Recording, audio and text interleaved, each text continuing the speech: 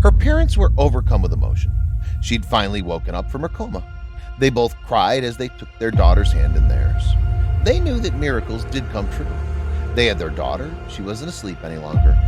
But all it took was for her to open her mouth for them to know something was very wrong.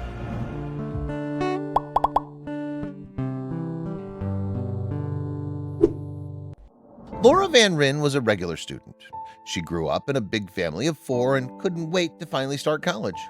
Laura was a normal teenager that wanted to squeeze the best out of her life while she was still young. But no one could foresee the tragedy that was coming. It would catch her siblings and parents off guard and have them reeling. Laura was excited to go on a school trip with her classmates and teachers. They went in a van and enjoyed the journey together. Everyone was excited for the day ahead. Laura and her fellow students enjoyed the field trip. They were a little sad that they had to go back to school, but they had no idea that things would get much worse, all because of another driver in the road. They were all nearly back at the school when something terrible happened. A driver in another vehicle hit their van. It was a high-speed collision that shouldn't have happened. Bits of both vehicles scattered across the road, and everyone tried to check on each other and make sure they were okay.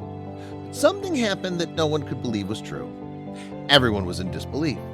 5 people in the accident tragically passed away, including a close friend of Laura's, Whitney Sirach. Laura had survived the wreck, but she wasn't exactly in good state. The crash had rendered her unconscious, and doctors weren't sure about what would happen to her. They had no idea if she would ever come back around or not. But as she lay unresponsive in her hospital bed, her siblings and parents stayed right with her. There was always at least one of them with her in case she came around. They wanted someone to always be comforting her while they waited for the doctors to give them updates. But all they had to say was that her condition wasn't good. The doctors gave them the grim news. Their daughter was in a coma and it would take a miracle to get her back. They couldn't believe it. They both cried for their daughter. They couldn't believe the misfortune that had found their wonderful daughter. Their family was now truly broken. The accident had really messed Laura up. Her parents didn't understand and were concerned about her well-being above everything else, but doctors would explain even more complications. They told her parents that even if she did wake up, she may not be the daughter that they remember.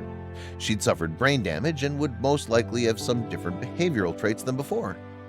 They didn't want to give up that easily and held out hope for their daughter. They prayed that she would get the best recovery they could imagine while they stayed right by her side.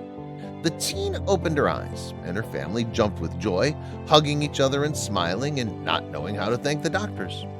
Laura started to improve little by little and even started to move and show signs of trying to communicate. While she improved more and more, the teen managed to communicate with the family. She wrote on a piece of paper her name. Her family had spent countless sleepless nights at Laura's bedside before realizing Laura wasn't actually Laura.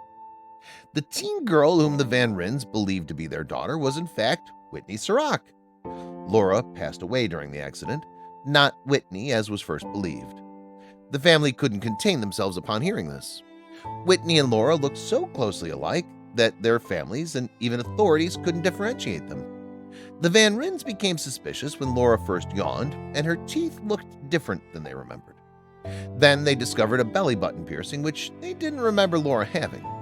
When the young woman began to regain her abilities, they asked her to write down her name. Instead of Laura, she wrote Whitney. It became clear at that point that a terrible mistake was made. While the Sirachs got their daughter back, the Van Ryns had to make peace with their own loss. But the tragedy ultimately brought both families closer together. "There are just some things that can't be explained," said Laura's father. "Even in the midst of the crisis, faith has given this family strength to get through the tragic series of events." After she woke up from the coma, Whitney had to hear all the details about her funeral. She was surprised at how honest people can be in such times, even if they speak kindly.